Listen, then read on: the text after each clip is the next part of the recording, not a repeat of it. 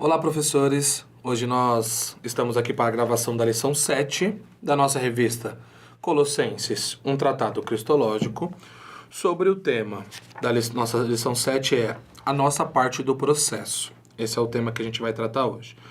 Durante a lição que nós estamos passando, a revista que nós estamos passando, passamos já em 6, praticamente, né? Se vocês observarem, professores, nós estamos ainda no capítulo 1, então nós estamos na 7ª lição, ainda tratando de temas ainda do capítulo 1, para ver a profundidade que essa carta traz para nós, né?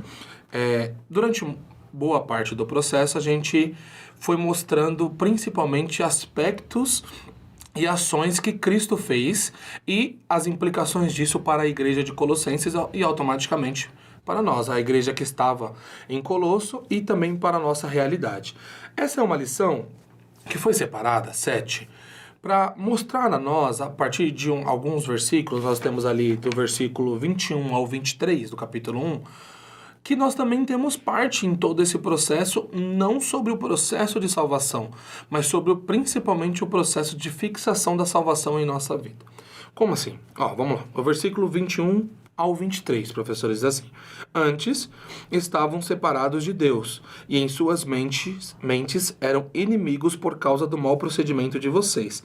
Mas agora ele os reconciliou pelo corpo físico de Cristo, mediante a morte, para apresentá-los diante dele santos e culpáveis e livres de qualquer acusação, desde que continuem alicerçados e firmes na fé. Percebe que esse desde, ele está colocando uma condição. Desde que continuem alicerçados e firmes na fé, sem se afastarem da esperança do Evangelho, que vocês ouviram e que tem sido proclamada a todos que são debaixo do céu. Esse é o Evangelho do qual eu, Paulo, me tornei ministro. Então perceba que aqui, esses versículos, eles vêm logo depois daquele famoso hino que a gente tratou durante 2 lições, e ele vai tratar, depois de mostrar Cristo de uma maneira espetacular e esplêndida, ele vai nos mostrar agora que nós precisamos fazer alguma coisa também. Às vezes, eu sei que nós, às vezes, nos limitamos a mostrar Cristo como o único agente de salvação, e cremos que sim, né? Ele é o único agente porque ele veio até nós para nos trazer a salvação que, por nosso mérito, nós não conseguiríamos, mas acabamos esquecendo que nós precisamos executar determinadas diretrizes, ter determinadas formas de vida dentro da nossa sociedade, seguir determinados passos para estarmos nesse caminho de salvação. Um caminho de salvação que nós já recebemos, essa salvação, mas que nós precisamos continuar traçando esse caminho até a segunda vinda de Cristo. O primeiro tópico, ele vai colocar assim: primeiramente, antes. Esse primeiramente antes, ele é uma ideia de que a gente vai fazer um média-ré do texto. O versículo 21 vai dizer: Antes estavam separados de Deus, e em suas mentes eram inimigos por causa do mau procedimento de vocês. Então ele vai tratar anteriormente, nas outras lições, Cristo como esse ser supremo, e depois ele vai colocar para nós que antes de Cristo fazer todo esse trabalho para nos reconectar ou reconciliar com Deus, nós éramos inimigos de Deus. E aqui tem alguns pontos importantes. O Hernandes Dias Lopes vai colocar aí, eu coloquei bem no começo do tópico para vocês. O entendimento errado produz obras erradas. A ideia é que, na maioria das vezes, a visão de mundo que nós temos denomina ou baliza as nossas atitudes que nós vamos ter a partir disso. Eu sei que, muitas das vezes, a teoria é diferente da prática. Várias vezes a gente fala, nós pensamos isso, mas é só na teoria. Quando acontecer que eu vou saber como eu vou agir, como eu vou pensar, o que vai acontecer diretamente. Por quê? Porque da ideia de que prática e teoria são coisas distintas. É verdade. Na maioria das vezes, sim, prática e teoria são coisas distintas, mas a prática geralmente ela é, como eu posso colocar assim, fundamentada, principalmente pelo que você vem pensando sobre isso durante muito tempo. Isso inclui criação de filhos, isso inclui como você vai trabalhar no emprego que você está, isso inclui quais matérias você vai escolher na faculdade, isso inclui muitas coisas. Por quê, professores? Porque a ideia é, eu sei que na prática isso vai ser de uma forma que eu não conheço, mas você pensa muito sobre isso antes de executar aquilo que está na prática. Por que eu estou colocando esse ponto? Porque o ponto importante é que a visão, o que a gente chama de cosmovisão, a cosmovisão cristã, ou como alguns livros colocam, a contracultura cristã, nos coloca uma ideia de que o mundo, como ele se coloca a nós, ele precisa ser olhado pela teoria, ou seja, pela ótica que a Bíblia coloca, para que na prática as nossas ações sejam regidas por como nós vemos as coisas. Então, exemplificando, se nós olharmos para o mundo, nós como um todo, professores, cristãos, e relativizarmos como o mundo está e como o mundo age, automaticamente o nosso julgamento, as nossas ações, a maneira como nós aconselhamos outras pessoas, serão balizadas por esse liberalismo que está aqui dentro da nossa mente. Então, se para nós, tudo é relativo, automaticamente coisas que deveriam ser centrais na nossa fé se tornam relativas. Porque aqui, na teoria, na nossa cabeça, no nosso intelecto, isso é relativo. E as nossas ações vão seguir isso. É muito normal você ver, principalmente em tempo de internet agora, algumas igrejas, sem citar nome de nenhuma, que os pastores são mais liberais nas suas pregações, os pastores são mais liberais nas suas postagens no Instagram, os pastores são mais liberais em tantos outros pontos, a igreja se tornar mais liberal. Por quê? Porque o que está sendo ensinado a ela e o que está entrando na teoria do que eles entendem sobre a Bíblia é liberal. E automaticamente todos os pontos se tornam mais liberais. A maneira como eles agem. Então, a maneira como eles recepcionam, a maneira como eles vão interpretar cada texto, a maneira como eles vão aconselhar outras pessoas, se torna mais liberal. Então, a teoria, automaticamente a nossa mentalidade, a nossa cosmovisão cristã determina muito de como nós vamos agir em nossa vida. E isso se estende, os exemplos vão ao infinito, professores. Qualquer coisa que você pensar na sua casa, automaticamente vai ser balizada assim. A maneira como você trata a sua esposa, a maneira como você trata os seus filhos, tudo isso tem um pré-pensamento antes, tem um pensamento de como eu devo agir. Como eu devo agir quando meu filho trouxer tal questionamento? Como eu devo me importar quando a minha esposa ou meu esposo agir de determinada maneira? E a prática que vai acontecer após isso é balizado por aquilo que você pensou. Então, pensamentos, mentalidade, cosmovisão balizam quem nós somos. Isso até teologicamente. Eu estava conversando com um amigo um tempo atrás, professores, e ele estava me perguntando as diferenças entre calvinismo, arminianismo, molinismo e todos esses pontos. E o ponto que ele disse para mim é: não, mas isso não importa. Ele falou pra mim, não importa a posição que eu tenho. Eu posso ser um calvinista dentro da Assembleia, como eu posso ser um arminianista lá dentro da Presbiteriana. Por quê? Porque isso não determina o que o Evangelho é como um todo. Eu falei, discordo. Porque automaticamente você vai criar uma ótica, como você lê a Bíblia, e a partir disso, cada versículo, cada ponto que você for enxergar aqui dentro, automaticamente você vai olhar por meio desses óculos, por meio dessa ótica, por meio dessa cosmovisão. Então, textos que nós lemos arminianisticamente dizendo, texto que nós colocamos, não, isso aqui é livre-arbítrio, isso aqui não é, o outro vai olhar de uma outra forma, o mesmo texto. Por quê? Porque a visão dele, a cosmovisão dele, a partir daquilo que ele vai ler, é diferente.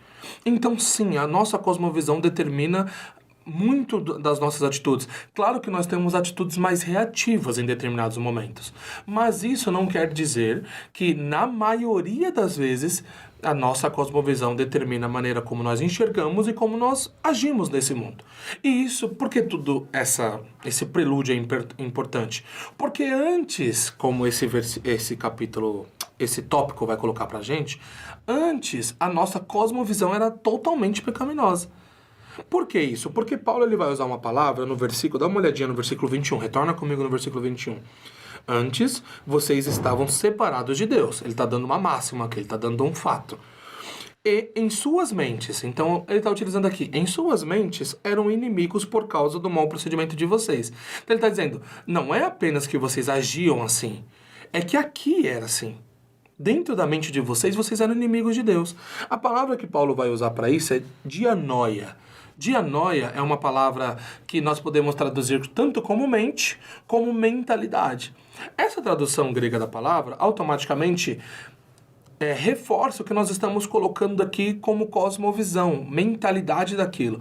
Então, o que nós podemos dizer? Que antes nós, os colossenses, e nós também, éramos inimigos de Deus aqui, na nossa mentalidade, não só da maneira como agimos.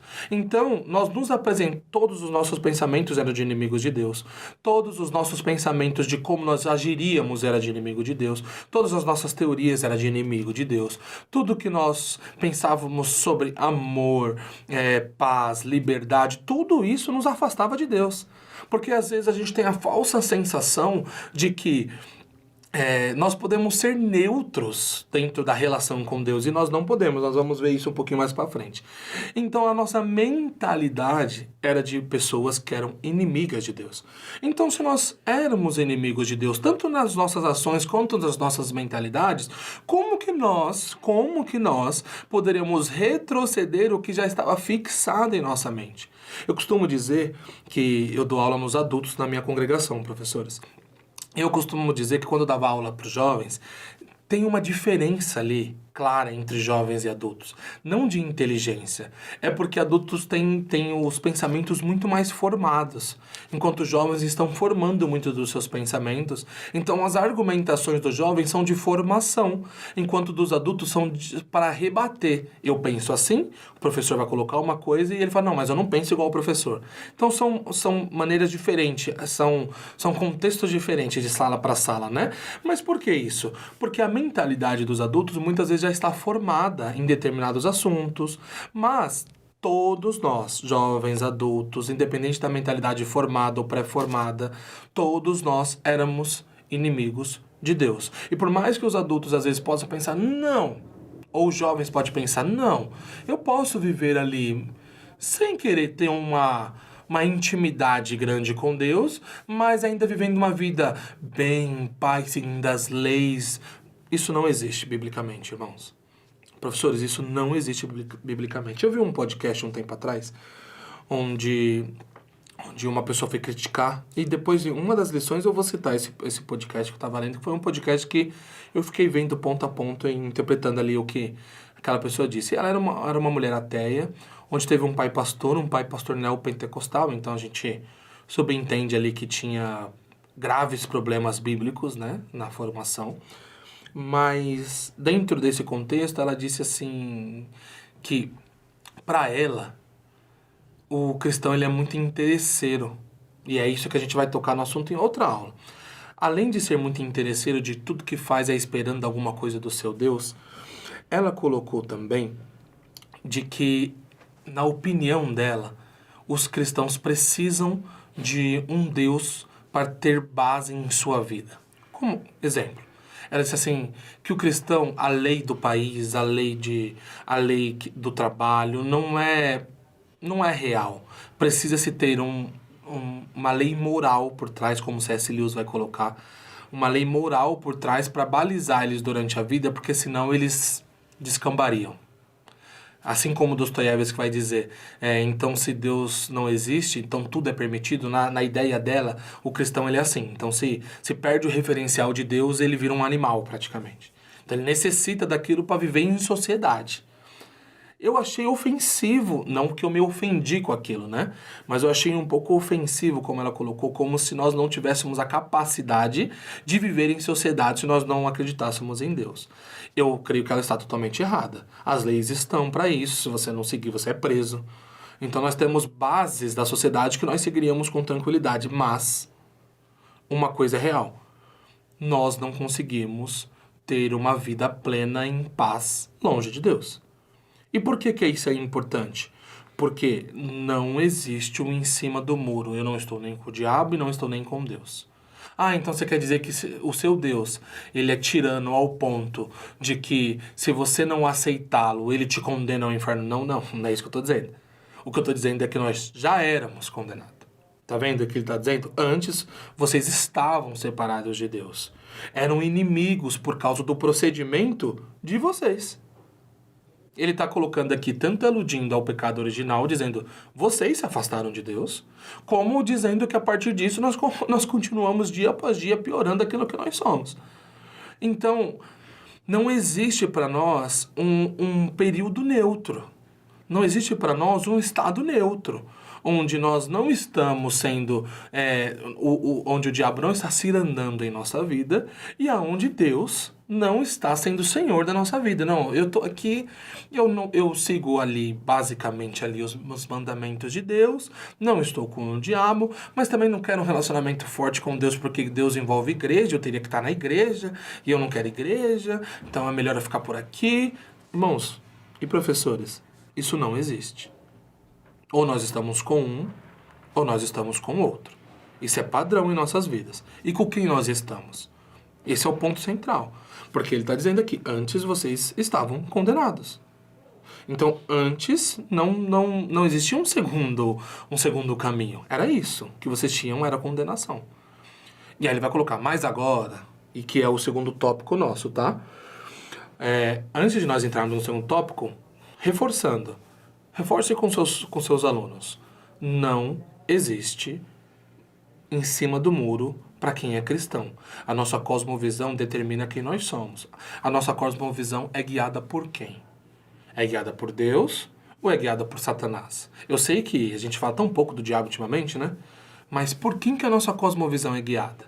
Porque, minha cosmovisão é guiada por mim, então é guiado pela sua carne? Então, se for guiado pela sua carne, também está muito longe de Deus. E o destino ou é um ou é outro. Então, nisso aquela mulher tinha razão. Então sim, ou a gente está com Deus, ou a gente não está com Deus. Antes nós éramos inimigos, estávamos separados de Deus. Nossa mentalidade era pecaminosa, nossa cosmovisão era pecaminosa. Tudo que nós tínhamos dentro de nós nos afastava de Deus por causa dos nossos procedimentos. No entanto, agora é o nosso segundo tópico, ele vai colocar, vai aludir, né, ao versículo 22. Dá uma olhadinha comigo, professores. Mas agora, então, antes vocês estavam separados de Deus, mas agora ele os reconciliou pelo corpo físico de Cristo, mediante a morte, para apresentá-los diante dele, santos, inculpáveis e livres de qualquer acusação. Aqui, nesse versículo 22, nós vamos separar dois tópicos, tá? É o tópico no entanto agora e a nossa posição santos. Então, aqui no subsídio eu vou falar como um todo desses dois tópicos, mas ambos são do versículo 22. Então, nós estávamos falando até agora sobre o anterior. Como nós éramos, mentalidade, cosmovisão, como que se implica em nossa vida hoje. Agora, nós não somos mais inimigos de Deus. Agora, nós podemos ter uma contracultura cristã, ou seja, e contra a cultura desse mundo, colocando a cultura do reino. Até um livro da Vida Nova sobre isso. Não só contra a cultura, mas a nossa cosmovisão. Quando os jovens perguntam para mim, de uma forma muito simplória, tá, professores? É claro que cosmovisão, o Jonas Madureira postou esse tempo atrás no YouTube dele uma aula de 2 horas sobre o que é cosmovisão. Mas, de uma forma muito simplória, quando os jovens me perguntam o que é uma cosmovisão cristã, eu falo que é como se fosse uma lente de um óculos. Então, nós pegamos o nosso óculos e colocamos essa lente e nós enxergamos o mundo a partir disso, a partir desse óculos. Sem esse óculos, a nossa vista fica um pouco embaçada, a minha fica. E a gente coloca esse óculos para enxergar o mundo a partir disso. E quando nós enxergamos o mundo a partir dessa ótica cristã, essa cosmovisão cristã, a nossa visão ela acaba mudando para muitos preceitos que esse mundo coloca como essenciais. Então a gente olha para determinada coisa que o mundo fala, não, isso aqui tem que ser assim. Aí você fala, não, peraí, eu estou olhando aqui e não tem que ser assim. Porque a minha cosmovisão é baseada em outra coisa. E ela diz outra coisa sobre isso aqui. Então, a partir disso, a nossa cosmovisão começa a ser...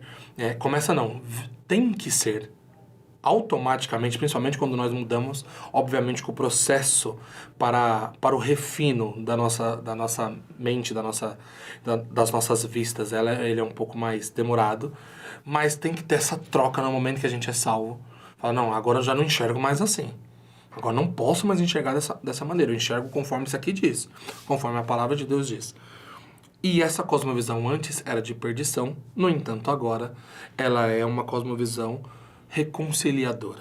Ele vai colocar assim, mas agora ele os reconciliou pelo corpo físico de Cristo. Ele está falando aqui de Deus, então Deus nos reconciliou utilizando o corpo físico de Cristo. Então a nossa cosmovisão hoje, ela muda. Ela muda de uma forma muito forte, porque agora nós não apenas não somos mais inimigos de Deus, como reconciliados com Deus, nós temos acesso direto a Ele por meio da morte de alguém, por meio de Jesus Cristo. Então não foi que Deus acordou em um dia, vamos supor, tá? Só uma brincadeira aqui, uma anedota. Vamos supor que ele acordou em um dia e falou, não, agora tá reconciliado, podem conversar comigo. Não foi assim. Ele precisou entregar o seu filho para que nós pudéssemos ser reconciliados com ele, e a nossa cosmovisão, lembra, a nossa mentalidade que tinha sido corrompida por conta do nosso mau procedimento, agora voltar a ser reconciliada com Deus, ou seja reconciliada com Deus para que nós conseguíssemos conversar com ele sem auxílio externo aqui, de sacrifícios, sacerdotes, ou coisas assim aqui nessa terra. Então, agora a nossa cosmovisão virou outra. Mas agora, no entanto, agora... E um ponto importante, professores, eu coloco aí no começo do capítulo para vocês, no começo do tópico para vocês, né? Que nós geralmente queremos ter controle sobre a nossa vida. Por quê? O ser humano, ele gosta de ter controle. Eu gosto de ter controle. Você, professor, provavelmente gosta de ter controle. Aquela ideia de que, não, o negócio é deixar a vida aí. Isso não é cristão. Deus planeja as coisas. Deus planejou como criaria o mundo. Deus executou certinho o seu planejamento. Deus fez um plano perfeito para trazer Jesus à Terra. Desde lá das promessas a Abraão, mas que já foram faladas antes para Adão, que viria alguém, ele veio trazendo linhagem por linhagem, ponto por ponto, pessoa por pessoa, tempo por tempo, até trazer Jesus, um plano perfeito. Deus é um Deus que planeja, Deus é um Deus que executa o seu planejamento. Por isso que nós falamos muito sobre os planos de Deus sobre a nossa vida. E as pessoas às vezes falam, né, totalmente de boca para fora. Isso eu posso te garantir, professores, porque nem eu nem você gosta de ver nossa vida sem nenhum controle, descontrolada. Não, isso aqui tem que acontecer conforme tem que acontecer. Dentro de nós sabemos que não é assim, professores. Dentro de nós temos certeza de que se eu pudesse controlar isso aqui e falar, isso aqui vai virar direita, isso aqui vai virar esquerda, isso aqui vai ter que ser dessa forma, isso aqui tem que ser dessa forma, seria muito mais fácil, né? Muito das crises que nós temos nos casamentos ou nos relacionamentos que nós temos em geral é saber que a pessoa é diferente de nós. Porque se ela fosse igual, a gente poderia controlar de uma determinada forma. Mas elas geralmente não são iguais a nós e a gente tem essas crises. Então, ter o controle é nosso. Nós queremos ter. Nós queremos ter o controle sobre o nosso trabalho, nós queremos ter o controle sobre a nossa espiritualidade, muitas das vezes. Nós queremos ter o controle sobre os nossos relacionamentos. E com Deus, essa dinâmica funciona diferente. É óbvio que é importante para nós cristãos termos em nós certa maturidade e certa base para não ser muito variável na nossa vida. Isso é importantíssimo. Mas nós cremos em um Deus que a gente nunca viu. Nós cremos em um Deus que Ele disse que vai voltar. E nós cremos, fielmente, que Ele vai voltar. E nós cremos também de que essas palavras são verdadeiras, são eternas, curam, libertam, batizam, vão nos levar para o céu. Nós cremos nisso. E automaticamente entendemos de que muitos das nossas ações e da nossa vida são controladas por um espírito que foi derramado em nós e que esse espírito pode nos levar, nos conduzir, como nós já tratamos aulas passadas, para muitos lugares, que seja do bem prazer dele levar, e que nós muitas das vezes não temos muita opção em relação a isso, não temos muito controle em relação a isso. Então nós temos, na experiência de fé, nós conseguimos enxergar na nossa experiência religiosa um certo tipo de não controle sobre as coisas, principalmente como elas acontecem em nossa vida. É muito normal quando alguma coisa sai do nosso controle no dia a dia, a gente fala, uma pessoa pergunta pra gente, e amanhã? Você fala, você dá um versículo pra ela, né? Pra amanhã, cada dia o seu mal. A ideia de, eu não tenho certeza o que vai acontecer amanhã. Mas tem um ponto específico, nessa parte de controlar, que nós realmente não tínhamos o mínimo controle. E foi necessário um agente externo tomar uma atitude para que nós pudéssemos voltar à nossa sanidade. E isso é automaticamente o nosso processo de salvação. Isso não é discutível. Nós acabamos de discorrer alguns minutos sobre que em nossa mentalidade nós éramos inimigos de Deus, ou seja, nós não conseguíamos dar um passo sem que isso fosse um passo de inimizade contra Deus. E essa mentalidade estava tão cauterizada, essa mentalidade estava tão difundida dentro de nós, que nós não tínhamos controle sobre ela. Cada passo, cada pensamento era de inimizade contra Deus. E nós não só não tínhamos controle, como nós não tínhamos a opção de ir contra ela. Nós não conseguíamos falar, a partir de hoje, eu vou ser de Jesus. Nós não conseguíamos, anteriormente ao sacrifício, tá?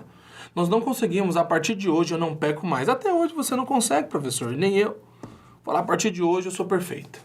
Consegue? Então, essa falta de controle, tanto hoje, menos, mas principalmente antes da morte de Cristo, morte e ressurreição de Jesus Cristo, ela não tinha negociação com o nosso ser. Nós éramos assim. Nós éramos inimigos. E nós não poderíamos traçar nenhum caminho que mudasse isso. Nós não poderíamos tentar nada que mudasse isso dentro de nós, que mudasse isso dentro do nosso intelecto. E a partir disso, foi necessário que o Criador intervisse diretamente em sua criação, para que assim nós pudéssemos, aos poucos, que nós vamos falar no próximo tópico, voltar a ser parecidos ou tentar ser iguais o que nós éramos assim que Ele nos criou. Então, perceba que esse controle, essa sensação de controle que nós queremos ter em tudo, não se aplica à nossa relação com Deus. Porque para que nós pudéssemos, né, ter uma relação verdadeira com Deus, foi necessário que Deus intervisse. Não era possível que, a partir das nossas forças, dos nossos pensamentos, do nosso intelecto, das nossas ações, nós nos aproximássemos de Deus. Não era possível. Não era possível. Então, esse primeiro ponto do no entanto e agora é demonstrar que essa salvação ela vem unicamente do caminho que Deus traçou para nós. Unicamente. O caminho que Deus traçou para o seu Filho. Para que nós pudéssemos crer em seu Filho. E a partir disso, ser reconciliados com Ele. Não tem nada de nós aqui. Não tem nada de nós aqui. Isso é muito importante se colocar, professores. O sacrifício de Cristo, a reconciliação, mas agora Ele os reconciliou não pelas suas atitudes. Olha o que nossas atitudes eram. Olha o final do versículo 21. Eram inimigo por causa do procedimento de vocês. Nós éramos inimigos por conta disso. Então, o que as nossas atitudes causariam era só inimizade contra Deus. Nós éramos só inimigos de Deus. Mas não as nossas atitudes mudaram isso. Ele os reconciliou mediante o corpo de Cristo. A morte de Cristo. Não tem nada de nós aqui. Não temos domínio sobre isso. Nunca tivemos. Nossa mentalidade era de inimizade contra Deus. E se agora a nossa mentalidade não é de inimizade contra Deus, mas é uma mentalidade de filho, é porque foi mediante a morte de Jesus Cristo e não sobre as nossas forças.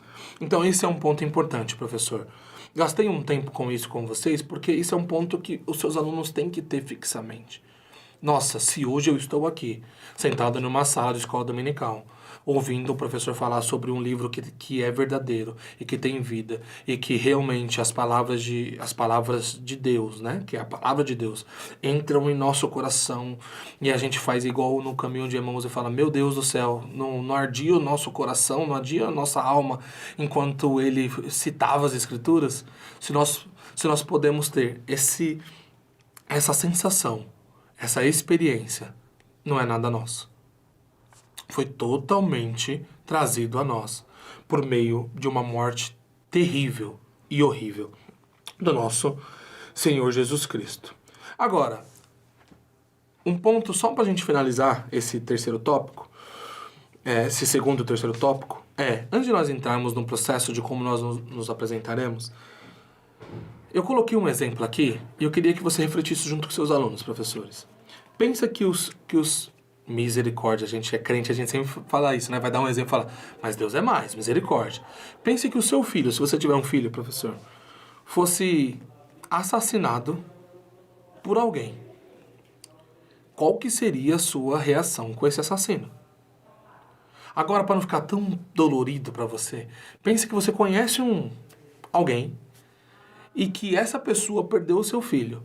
Qual que seria a dinâmica entre o pai e o assassino? Porque, olha, pode parecer loucura, e por isso que o evangelho é loucura para os de fora, eles não vão entender nunca, se não for o Espírito Santo convencendo, professores. Foi exatamente isso que ocorreu com a gente. É claro, é uma anedota, é claro que é um exemplo que ele não tem as suas raízes totalmente verdadeiras, né? Mas nós assassinamos Jesus. E aqui eu não estou tentando ser emocional, que vocês assistem às minhas aulas sabem que não é o meu processo. Mas nós assassinamos Jesus. E a relação com o pai do filho que morreu é de reconciliação. Então, o que a Bíblia vai nos trazer, de uma forma tão linda e tão clara, é que esse Deus é bondoso e misericordioso, a ponto de entregar o seu filho, sabendo que, ao entregar, quem assassinaria o seu filho era a própria criação que ele fez. E a partir disso, se reconciliar com a gente. Então, o Evangelho, ele não é inexplicável no sentido de teorias, mas ele é inexplicável no sentido de vivência. É extremamente difícil compreender e entender como que nós não nos sentimos tocados e mudados em nossa cosmovisão e nosso caráter quando nós nos deparamos com o que o Evangelho nos apresenta. No terceiro tópico, para a gente finalizar essa parte do versículo 22, ele vai colocar que nós vamos nos apresentar santos e inculpáveis em relação aos nossos procedimentos. Nos apresentar como Adão. Nos apresentar com o caráter de Cristo dentro de nós, assim, funcionando perfeitamente. Isso é como nós vamos nos apresentar lá, quando Ele vir nos buscar. Quando nós nos apresentarmos na nossa glorificação. Então nós fomos justificados, nós estamos nos santificando dia após dia pelo Espírito, nós vamos nos apresentar glorificados a Cristo, perfeitos. E essa posição de santo, ela é um processo gradual, que é o nosso quarto tópico. Então não vou ficar muito tempo nesse terceiro, você pode olhar ali, tem bastante referência bíblica, principalmente porque Paulo está aludindo ao juízo final. Mas o nosso quarto tópico é a nossa parte no processo. Você percebe que a gente está aqui falando, não sei quantos minutos já tem a nossa aula, mas o quanto é único o que Jesus e o que Deus, Pai, fez por nós. Mas, da morte de Jesus e ressurreição até o momento que Ele vir nos buscar, tem um hiato de tempo. Nesse espaço de tempo, a gente vive de forma libertina? É assim que nós vivemos? Nós vamos... Não, Jesus já veio, Deus já entregou seu filho, ele já morreu, já ressuscitou, já trouxe a salvação a mim, eu não tinha mérito sobre isso, também não tenho mérito agora, então eu vou viver minha vida porque eu estou salvo e está tranquilo. É assim que a gente vive? É óbvio que não. Então, qual que é a nossa parte no processo? Dá uma olhada no versículo 23. Ele vai colocar que a gente nos apresentamos no final do 22, né? Diante deles, santos, inculpáveis e livres de qualquer acusação, mas olha esse desde. Desde que continuem alicerçados e firmes na fé. Olha o que ele está colocando aqui. O Douglas Moo, ele vai colocar pra gente o que Paulo, né? Ele, Paulo, quer confrontar os colossenses com a realidade de que a eventual salvação deles depende de sua permanência fiel a Cristo e ao evangelho pregado a eles. Então, a gente não vai ficar vagando pela existência durante a nossa vida até que Jesus venha. Nós temos que permanecer alicerçados. Lembra que lá, acho que na lição 3 ou 4, nós falamos sobre o evangelho da esperança e como que aquilo era a base para os colossenses? É a mesma coisa. A base que eles tinham, a esperança que eles tinham de que Jesus voltaria e eles se encontrariam com Jesus, essa esperança, que é a nossa base também, ela molda a maneira como nós vamos caminhar, porque nós, cada dia, no nosso processo de santificação, que está aí no tópico anterior, né, na nossa posição santos, automaticamente e querendo, tomando nossas decisões diárias, nós vamos nos parecendo com Cristo, dia após dia, dia após dia, dia após dia. Por quê? Porque permanecer firmes é uma condição. Ah, mas e o ladrão da cruz? O ladrão da cruz recebeu a salvação naquele momento. É diferente. A partir do momento que nós recebermos a nossa salvação, até o final, até Cristo vir nos buscar, nós precisamos ter uma mudança de mente e de vida total. Total. Permanecer alicerçados no evangelho que os colossenses conheciam, no evangelho que nós conhecemos. E a gente ainda, os pentecostais aqui, né, professores, automaticamente a gente tem uma experiência até meio diferente da galera de mais reformada, uma galera mais, principalmente mais tradicional. Porque ainda a gente tem umas experiências com os dons diferentes. Então a gente vê muita realidade do evangelho na nossa vida. Do evangelho e dos dons a qual o Espírito Santo compartilhou conosco. E dentro de tudo isso, nós precisamos nos permanecer firmes. Esse é a nossa parte do processo. Então, o nome da lição é a nossa parte do processo. A nossa parte do processo é que nós permanecermos firmes no processo de santificação. Firmes no processo de parecer cada dia mais com Cristo. No Velho Testamento, ou no Antigo Testamento, o velho é um termo muito ruim, no Antigo Testamento, quando Deus fala sobre fé, principalmente com Abraão, principalmente ali no processo do Pentateuco, a fé, ela envolve crer e obedecer. Quando nós colocamos Abraão como pai da fé, né? Nós colocamos que ele cria no que Jesus, ou no que Deus falava para ele, mas também cria obedecendo o que Deus pedia. Então, para nós, a nossa crença, a nossa fé, que veio a nós a salvação por conta da graça, por meio da graça, ela tem que ter uma obediência aos mandamentos que estão colocados aqui, que Deus deixou a nós. A obediência durante a vida, permanecer firmes na palavra de Deus, é primordial para que nós o encontramos no final como aqueles a quem estará com ele no julgamento e não sendo julgado para ir para o inferno. Então, permanecer firme é essencial para nós. E por final, a gente tem aí o último tópico, eu sempre coloco uma parte mais, como posso dizer assim, mais prática. E aí, é um exemplo que eu sempre deixo para vocês, mas procurem, professores, exemplos práticos na vida cotidiana da comunidade de vocês. Que aí você consegue exemplificar melhor para que eles consigam entender. Cada comunidade, cada igreja tem o seu contexto. E dentro do seu contexto, cada um tira aquilo que achar melhor para explicar o que a gente está colocando aqui, tá? Eu coloquei como o nosso profile. Por que o nosso profile? Porque muitas das vezes, quando eu vou procurar um emprego, e isso já aconteceu, talvez com você também, professor, nós precisamos montar ali o nosso currículo, né? Hoje a gente tem o LinkedIn e outros pontos, e ali a gente monta o nosso perfil.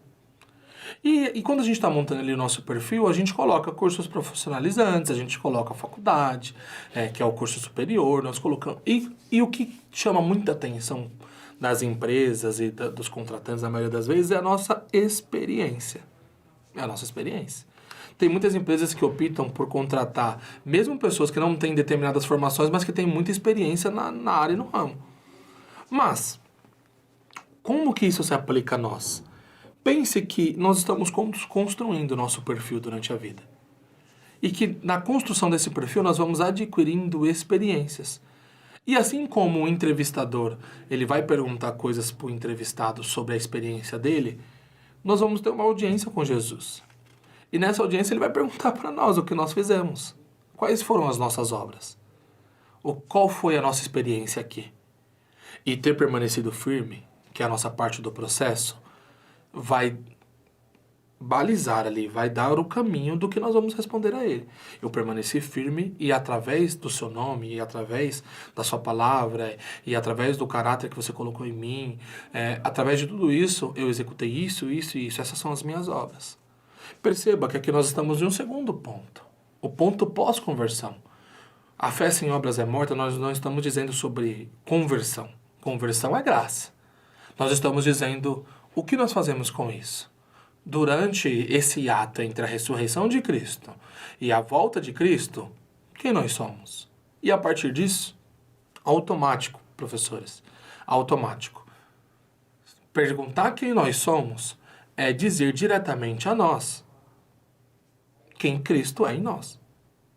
Porque se nós cremos que Ele vive em nós, se perguntar para nós quais são as nossas experiências têm que ser cristãs. Então, o que nós estamos fazendo, que eu coloquei aqui para vocês, nós vamos ter nossa entrevista de emprego. E quando Cristo perguntar para nós, na sua parte do processo, quem foi você?